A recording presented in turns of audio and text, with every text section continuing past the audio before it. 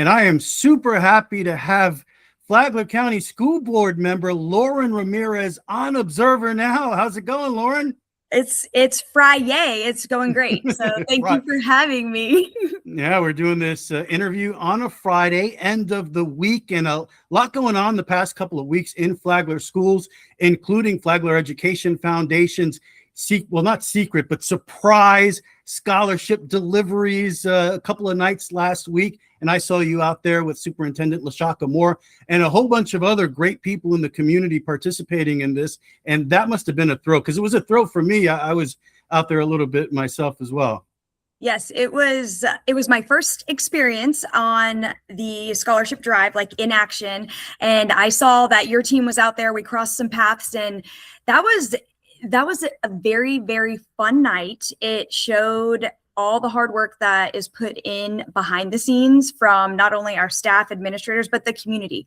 There were so many community and business organizations out there, and on their own time and on their own dime. Like it was fun. I had the time of my life. And how about the kids? It's a special thing enough to get a scholarship, but the attention they got and the surprise, I think it's a very special thing. And you can't say it's more important, but there's something about doing that. Yeah, it's interesting. So some of them, I feel like they were a little nervous and scared, because they were expecting it, but not. And they were like, oh my goodness, I'm really getting this. It was hard for them to believe. And some like tears of joy, they were laughing, their parents or guardians or siblings, that was the best, because you could see from their perspective how proud they were. And it was like hitting all of these students. And it was great. They loved it. Some of them wanted to talk all day. Some were just like, okay, thank you. I'll see you later. And they recognized us, and they were very grateful. They were grateful, excited, and they were very open to telling us what their next path was in life. And I'm excited to see where these scholarships are going to take them. And hopefully they are back here in Flagler one day and we can see how that worked out. And when you participate in something like this, you actually see the county in a different way. I think I was everywhere from deep in Bunnell to deep into Flagler Beach. And you realize there are a lot of talented kids all over this county. It's really cool. Yeah, and the different types of scholarships. So I think some people, students in general, they think to get a scholarship, they have to have straight A's, they have to never get in trouble, and 100% attendance. But these scholarships, they range. So you could be the average Joe student, get a scholarship. You could be an excelling student, get a scholarship. And it's really meant for everyone. There's a different one for the different type for all walks of life that we have. And these students, they could tell, like, they were excited. But yeah, we went all over. So between, I don't know, maybe there were like 60 or 70 drivers out and about, volunteers, and over 200 plus scholarships between all of the campuses, the two high schools, and, out in Bunnell, like way back way, we drove 25 minutes to someone's house and then 25 minutes back. And then, we were all over. And it didn't even matter if they were at work, potentially we were coming to their work to give them that scholarship, so it was just exciting, because this night, it wasn't just meant for the student or the students that excel in everything. It really was meant for any student that has a vision, has a dream, and then any organization, really. It could be mom and pop shops, these were local homegrown organizations here in our community that were able to give back and be recognized for giving back, but also see those students and their reaction to these scholarships. It was really cool. And I want to say thank you to the Flagler County Education Foundation. I rode around with the Kiwanis Club and everybody who participated, and congratulations to the students, because it was really amazing to be there and witness that. So I had a great time. Want to get to some of these other things going on. There was a recent article in the Palm Coast Observer that reported that over 1,900 students are choosing vouchers over going to public schools. What's the impact that is having financially and academically on the district? Yeah, so it is a significant impact for having this choice, and significant meaning the funding. So from my perspective, and I think anyone else that, if you really look at the numbers, it just changes the way that the funding, so the money that we receive as a district, where it goes, because students, whether they're staying or leaving, so if they leave for whatever reason, they have that choice. We still have to provide those services to the students that are staying.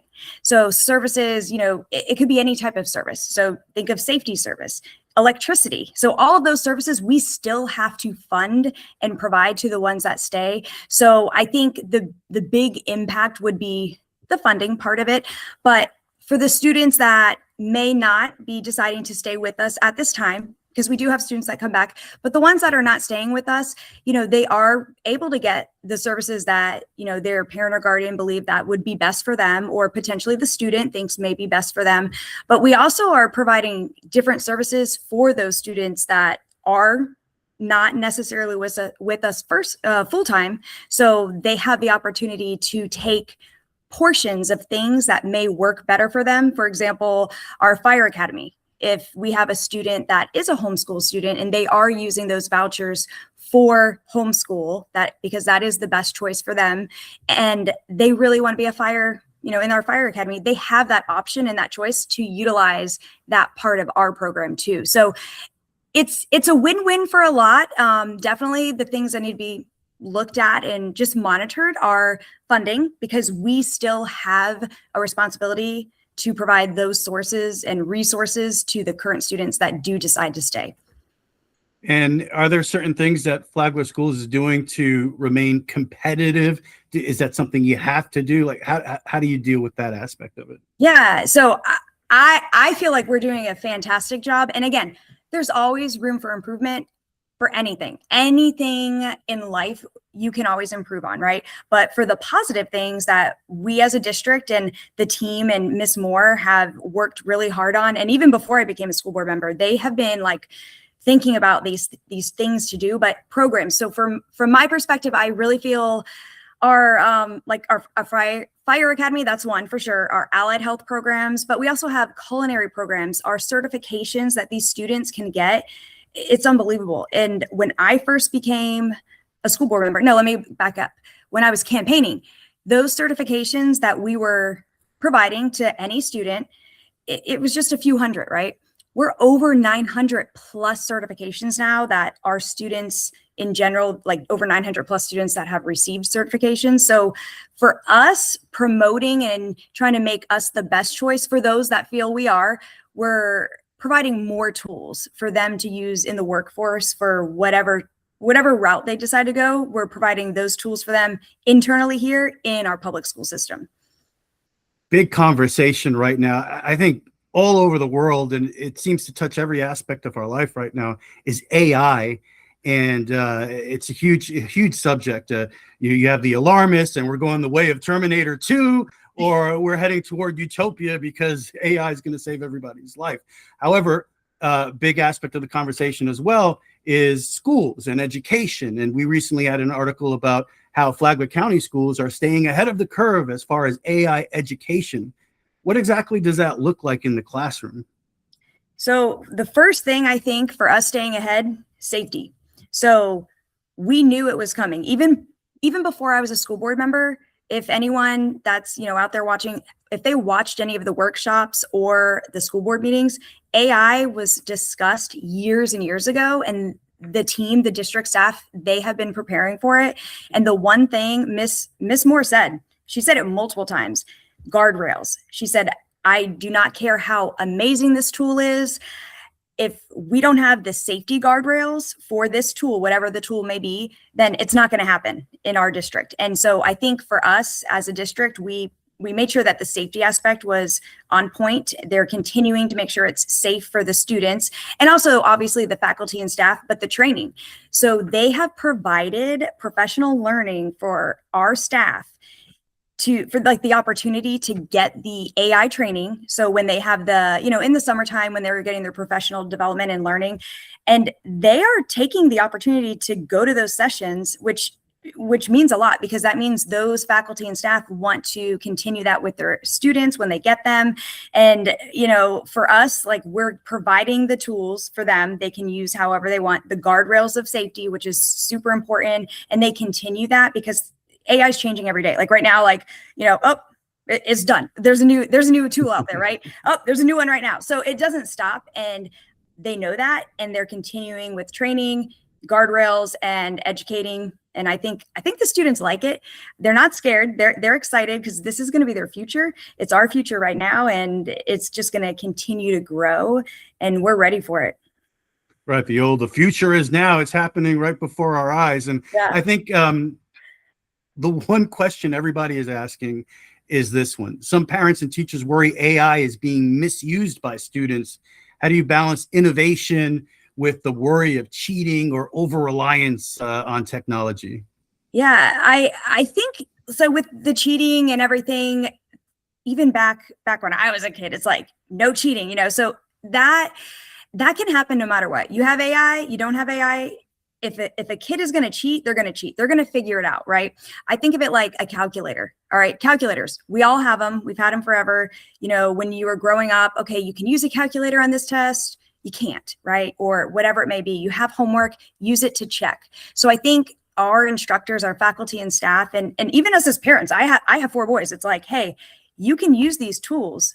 They are amazing and they can help you, but they can also hurt you, but you need to use it the right way. So our staff and team, they're trained on how to train the kids that way. And again, if the kids are provided the tools, then hopefully they utilize the tools the right way. And, there's no way to get around it, but just understanding that it's there to help you and assist you, not to cheat, and then obviously letting them know, hey, there's ways to tell if you're cheating with AI, but just letting them know, hey, use it the right way. We will provide the tools, and hopefully they take that advice. I think we're on the right track. I was at a friend's house recently, and she has a son, freshman in high school, and out of nowhere, she says to him, do your math homework, no AI. And I'm thinking in my head, man, can you imagine that? That's something I never heard when I was a kid. No AI. It's really a modern problem, right? And I want to add on to that. So for parents that are listening too, it's actually a good tool for parents. So when your kiddos get those worksheets, right, and it has all these different, instructions, and we'll use math as an example. There's different ways to do math. The parent can take a picture of that worksheet and say, hey, I'm helping my child with this problem. I haven't done this type of math in a long time, walk me through it. And it could actually teach the parent to then teach the kid to how to utilize it. So there's obviously a lot of pros about it, definitely cons that come with it. But from a parent perspective, it can be very helpful to help your child learn a little bit better, especially if they learn differently. Big topic of conversation with the school board lately is insurance. And one thing I want to ask, are rising healthcare costs becoming a threat to teacher pay raises and other district priorities? I mean, I think that's with everything, like in general. So healthcare is going up, food's going up, groceries are going up, the income. And when I say income, the funding that schools are receiving based on how many students are physically in our schools is going down, right? And you still need those resources to provide to the students, provide to the teachers. So I think, there's no real right answer for that. Like I couldn't even tell you. I think I don't know what the future holds with the increasing of cost and then the stability of students. But what I can say is that Flagler County has been working very, very hard, even before I was a school board member, to increase the health of the current members that have the health insurance. For example, our wellness center for preventative health, because prevention is the key. And that will take a few more years for everything to kind of, to show the true metrics. But from statistics and data from other counties that have utilized a health center, it shows that it has improved overall with insurance rates and things like that. But it does take time. And so I'm hoping that is going to happen with our district, and people are getting healthier and realizing how to be healthier, because the cost when you're healthier will go down for everybody. And grades for the district. This is something that's coming up here. And obviously the goal is to be an A district. That hasn't necessarily been the case last couple of years. Where are we at now? And what do you think is the possibility of at least improving to get closer to that what we're looking for there? I feel very positive, only because, so I've talked to all the schools and, their principals, and they've been feeling very good about their student outcomes. We have been going up in our, they take the fast testing and things. So we've been going up in, increasing our scores. The data is there. So if any parent goes to any SAC committee meetings, they show all the data and the improvement.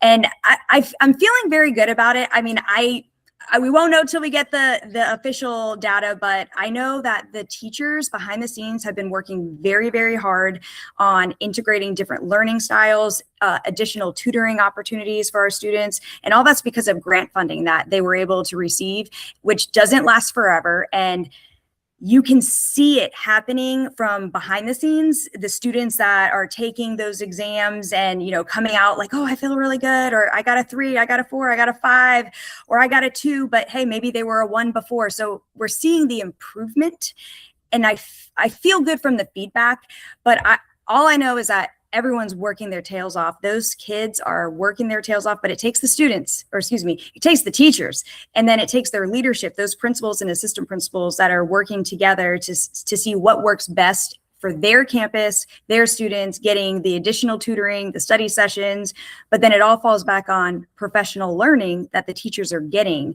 and they're implementing a lot of the instructors, group learning and data sharing. And I'll tell you, for sure, Belterra Elementary, they're one of my liaison schools. And I mean, I see it every time. And I'm like, how are you guys doing this? Your scores in general are going up, up, up. And they said they're working closer together. These faculty and staff, they're utilizing the trends to help more with their students. So I feel like we're getting there, but again, until those numbers come out. Also, I want to add, we've been doing amazing with our ACE and IB, right? Those are extra points, as you could say, for that overall score. And also our the CTE programs, our services like the culinary program I talked about, all of those certifications, those equivalent, they help us. And we've been doing amazing with that. And I give credit to the district, the instructors, and the people that are getting the funding, our Education Foundation and Advent Health, our organizations that are helping make that happen. So we're doing everything. And if we don't get that A, it's going to feel like an A, no matter what. We were so close, but I think everyone should be very proud of whatever we get, because everything is getting better and better every time. And what exactly does that, I mean, we know, okay, an A, you get an A, that's great, but what exactly does that mean for the district? Okay, we accomplish it, we get an A rating. What does that mean for the district going forward? Well, there's a couple things. So one, I think of myself as an example. I moved to Flagler County because I have 4 children. I wanted them to be in public schools, because I said, hey, I grew up in public schools and I turned out fine, and so did my husband. So we're like, we need to find a place that we want them in public schools. And we were looking for an A district. Okay. We were looking for an A school. So we strategically picked our house for that. So I feel like an A district really will bring the right people here, more businesses, more opportunity for families, and more families here, right? So that's one thing. There's funding involved too. When you are an A district, you get more funding, and you can utilize that for more opportunity to go towards your faculty, your staff, a certain program, things like that, which, I think of it as like a bonus, right? A little bonus money for the people that really put the work in, and the students. So it just overall, and then also accomplishment, you feel good, you are in an A district or an A school. But even our B schools, our C schools, they're busting their little tails. Everyone's working really hard. But when you get that A, it really, it could mean from someone moving here or not moving here, and expanding for different opportunities for not only the community, but the families. We want these students to stay here. We want them to go through our schools. We want them to graduate high school here and then get a job back here in Flagler County, and then kind of repeat and have their family here. And they're more likely to do that if we are an A district or an A school, or we just keep doing what we're doing to get to where we can be at that top level. And looking at the next couple of years here, what would you say are some of the biggest challenges facing the Flagler County School District?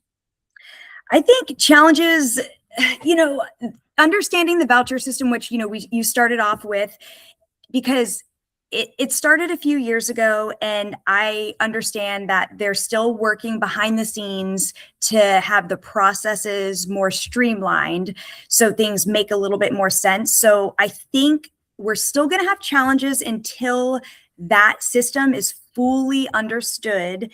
And I guess it just makes more sense. So because you just don't know who is going to want to have a voucher, who's not, and then if they decide to come back.